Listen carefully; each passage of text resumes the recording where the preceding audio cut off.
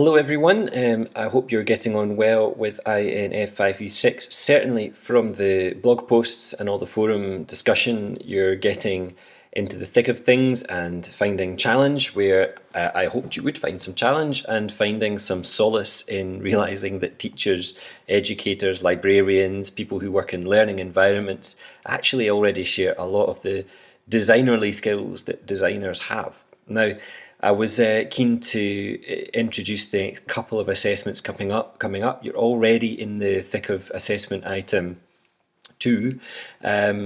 Already you've completed assessment item 1. Now, assessment item 1 was a blog post, and it was a reflection on making a really quick change to a space and then noting its impact. These two things are not to be taken lightly. Quite often in school space design, people procrastinate. They wait for the experts to tell them what to do. They pay obscene amounts of money for the experts to tell them what to do, and then both experts and the learners involved are surprised or perturbed or frustrated when the changes that they had expected to happen don't happen. And more often than not, change does happen, but it's not at all what was on the plan. Learners tend to make of spaces what they wish. And it's just been beautiful watching your small, quick changes having quite profound effects for a cost of a few cents or for nothing at all. And it's been a real pleasure seeing you noting its impact. You've actually helped create a new little kind of research bank there that I think I'd love to see more of you share on our Google Plus community so we could get the word out there.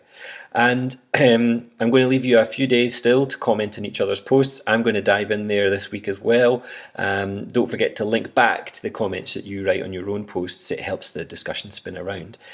This week you're in the middle of assessment item 2, and this was about getting out and about, away from your learning environment. And so I picked this notion of your morning routine, somewhere that you encounter on your morning routine that might be in need of some improvement.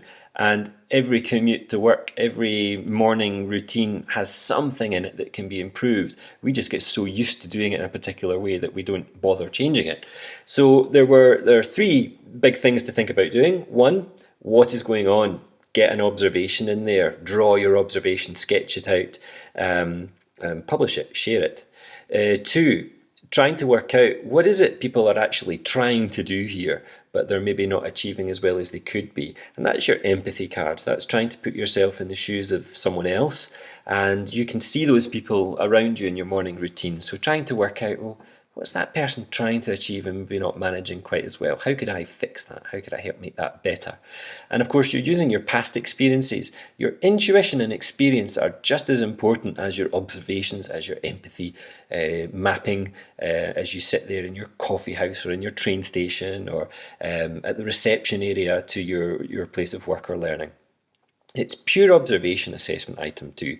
I'm not asking you to draw any conclusions yet. The conclusions, the working out what's going on, that comes in assessment item 3, which is due just the week after. And assessment item 3 is really interesting because it's all about synthesis. Assessment item 3 is due on the 15th of August, so only a week after assessment item 2 has been put in. So in that 1 week, you have one goal, let's say 2 goals. One is synthesize everything that you've observed, empathized, noted, and try to work out, what is it that's missing? What gaps are in this routine that I could fill? Or what's there that needs fixed? What problems are there I can solve? So synthesis is the name of the game in a brief. It means not just writing it with brevity, but also synthesizing all your observational information down into a core problem that needs solved. And once you've honed in on that problem, you'll be able to think creatively about how you might go and solve it. Here we are trying to encourage some collaboration between you all. It's not a course requirement, but there is a great little activity you'll find on module 2.3 that encourages you to share the ideation process to solve those problems with some others. And as a result, you'll get more ideas out of each of you in the process. Now, each person will have found a different problem that they believe is worth solving. So it's a great exercise really to see if people new to your problem think that it's genuinely worth solving or not. And also, as you try and explain what your problem is or what the opportunity is that you want to take advantage of, it's actually a great first stab at seeing whether you can put that in a brief. Can you pitch your problem? As well as publishing your final brief, which is a requirement of Assessment 3, please do consider sharing your observational notes, your synthesis process, the full ideas list that you all created. That'll help show your thinking process, where ideas have come from. Ultimately, it will help you, I think, create a better design brief to solve the problem you're talking about.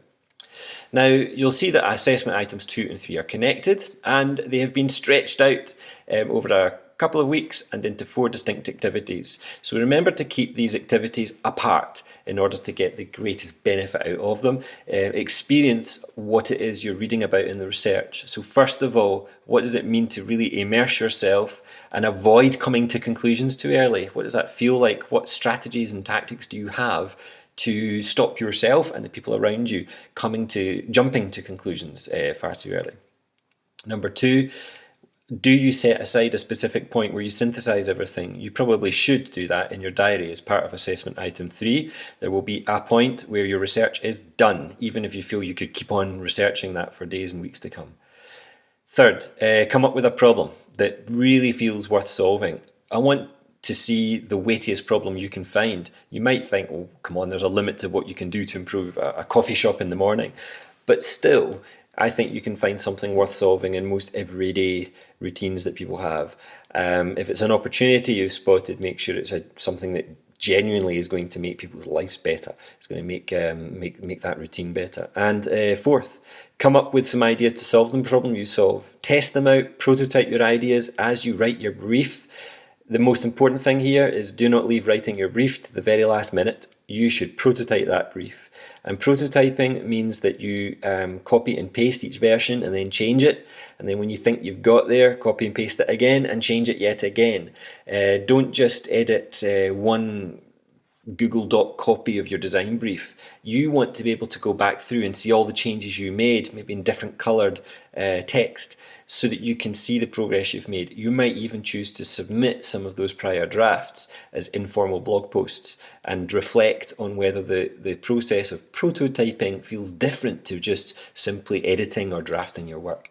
Listen, have fun, and please don't hesitate to ask for clarification or help on the class forums. I look forward to commenting now on some of your Assessment 1 blog posts, and over the next couple of weeks commenting on those observations and problems you discover. Who knows, maybe you can make my morning routine a little less frustrating than it is when you're back at work and having to get into time. See you soon. Bye bye.